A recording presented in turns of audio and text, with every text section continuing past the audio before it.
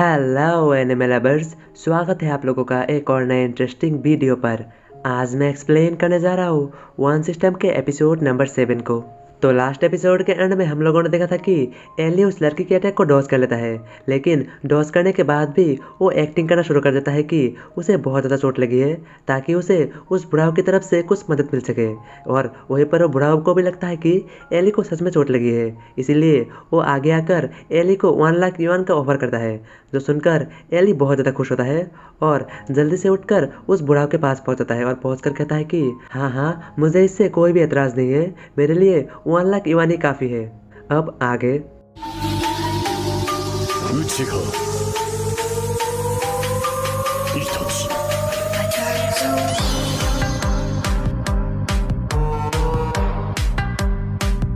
久しぶりだな。 तो एपिसोड के स्टार्टिंग में हम देखते हैं कि एली उस बुढ़ाऊ के पास पहुंचकर उसके कंधे में हाथ रखता है, जो देखकर उस लड़की को बहुत ज़्यादा गुस्सा आता है। लेकिन वो लड़की अपने गुस्से को कंट्रोल करके वहीं पर खड़ी हुई रहती है और एली उस बुढ़ाऊ से कहता है, तो मेरे पैसे के बारे में क्या, वो मुझे कब मिलेंगे। वहीं पर वो लड़की एली को फिर से पैसे की बात करते हुए देखकर वो मन ही मन सोचता है, लगता है कि ये उस समय पूरी तरह से एक्टिंग कर रहा था और अब भी ये एक्टिंग कर रहा है, इसकी ऐसे करने की हिम्मत कैसे हुई। और ये सोचते साथ ही वो लड़की चिल्लाकर कहती है, ग्रैंडपा ये एक स्कैमर है, इसकी बातों पर आप बिल्कुल भी भरोसा मत करना। वहीं पर एली उस लड़की की बात सुनकर उसकी ओर मुड़ के देखता है, लेकिन मुड़ते ही एली की नज़र उसके चंगू मंगू पे पड़ता है और चंगू मंगू पे पड़ते ही एली के नाक से खून बहना शुरू हो जाता है। और जो देखकर एली अपने पास से एक रुमाल निकालकर अपने खून को पोंछने लग जाता है और पोंछते हुए एली उस लड़की की ओर देखकर उससे कहता है, अगर आप बीमार हैं तो आप मेडिसिन ले सकते हैं, लेकिन आप यहाँ पर आकर बकवास क्यों कर रहे हैं। लेकिन तभी वो लड़की अपने गुस्से को कंट्रोल नहीं कर पाता और वो जंप लगाते हुए एली के ऊपर अटैक करने के लिए आगे बढ़ती है और साथ ही वो एली के ऊपर अटैक करते हुए कहती है, यहाँ पर बीमार तुम हो, मैं नहीं, तुम्हें अपनी खुद की इलाज करवाना चाहिए और तुम घूर खा रहे थे और यही अच्छा होता कि तुम पहले ही मर जाते, जिससे दुनिया से एक बोझ कम होती। और वहीं पर दूसरी तरफ एली उस लड़की को अपनी ओर आते हुए देखकर सिस्टम से सवाल पूछता है, सिस्टम अगर मैं यहाँ पर घोस्ट किंग को बुला लूँ, क्या उसे ये लोग देख पाएंगे। ये सुनकर सिस्टम से नोटिफिकेशन आता है, होस्ट आपका रिक्वेस्ट सुन ली गई है, घोस्ट किंग की पावर अभी इनेट बॉडी स्टेज में है और इन सभी को उस घोस्ट किंग को देखने में कोई प्रॉब्लम नहीं होगी। और ये सुनकर एली खुश होते हुए मन ही मन सोचता है, लगता है कि मुझे वो स्किल इस्तेमाल करना ही पड़ेगा जो कि मैं बहुत समय से सोच रहा था। तो गाइस मुझे अभी के लिए ये नहीं पता है कि एली कौन सी स्किल को यूज़ करने के बारे में सोच रहा है, अगर आगे पता चला तो आपको बता दूंगा। और इसके बाद एली अपनी अंगूठी को सामने की ओर करते हुए बड़े ही कूल अंदाज में कहता है, घोस्ट किंग बाहर आने के समय हो गई है। और वहीं पर एली की बात सुनते ही स्पेस टाइम पे क्रिया करना शुरू हो जाता है और इसके कुछ देर बाद ही घोस्ट किंग एली के पीछे अपेयर हो जाता है। और घोस्ट किंग अपेयर होते ही एली के पास आकर उससे सवाल पूछता है, मास्टर आपने मुझे फिर से क्यों बुलाया है, क्या कोई काम है। वहीं पर घोस्ट किंग की बात सुनकर एली चिढ़ते हुए कहता है, अरे यार पहले तुम मुझे घूरना बंद करो और जल्दी से जाकर उस सुंदर सी लड़की को पकड़ो।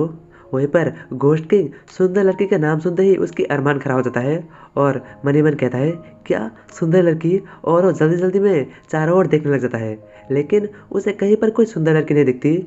और वो एली से आकर पूछता है, मास्टर यहाँ पर सुंदर लड़की है कहाँ पर, मुझे तो कहीं पर भी नहीं दिख रही। ये सुनकर एली ऊपर की ओर इशारा करते हुए कहता है, ओ देखो वो है सुंदर लड़की।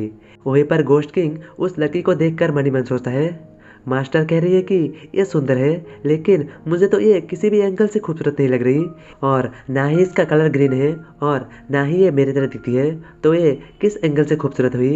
ये सुनकर एली अपने सर पटकते हुए कहता है, अरे यार मैंने तुम्हें कहा कि तुम जाके इसे पकड़ लो और कुछ सोचने की ज़रूरत नहीं है।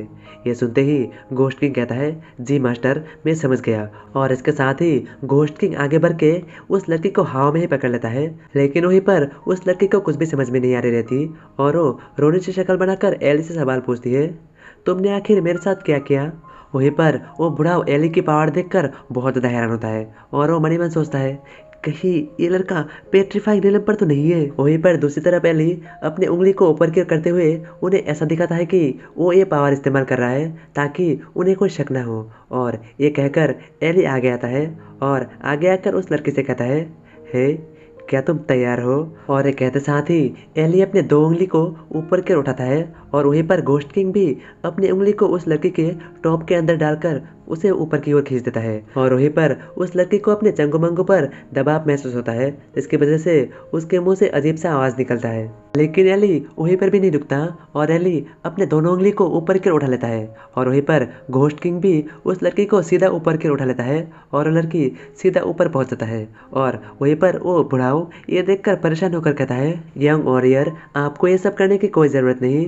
दरअसल मेरी पोती नादान है और साथ ही वो एक छोटी बच्ची है, इसीलिए एक छोटी बच्ची समझकर उसे माफ़ कर दीजिए। वहीं पर वो लड़की भी अलग ही अंदाज में कहती है, हाँ मुझे प्लीज़ जाने दो। वहीं पर एली उस लड़की की इस अंदाज को देखकर वो फिदा हो जाता है और वो मन ही मन सोचता है, अरे यार ये लड़की कितनी हॉट लग रही है और साथ ही कितना ग्लैमरस भी लग रही है।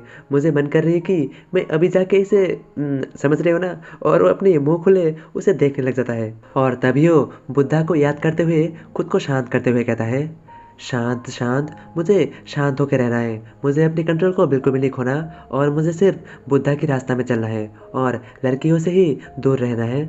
और तभी अचानक से एले के पीछे कोई गन लेके पहुंच जाता है। इसे महसूस करते ही एले जल्दी से पीछे कर मुड़ता है और देखता है कि उसके पीछे वही बॉडीगार्ड खड़ा हुआ है जिसके बारे में सिस्टम ने कुछ देर पहले उसे बताया था। और वहीं पर वो बॉडीगार्ड एले के ऊपर गन तानते हुए कहता है, जल्दी से मिस को जाने दो और साथ ही तुम ज़मीन पर लेट जाओ।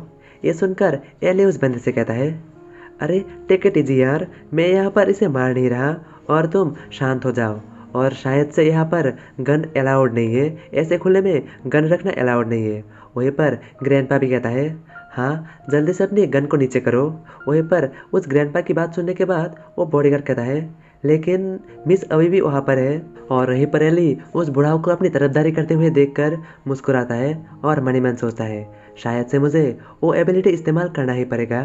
तो यहाँ पर एली किस एबिलिटी को इस्तेमाल करने के बारे में सोच रहा है और क्या बॉडीगार्ड एली के ऊपर गोली चला देगा, ये सब जानने के लिए देखते रहिए आगे आने वाले एपिसोड सिर्फ और सिर्फ हमारे इसी चैनल पर।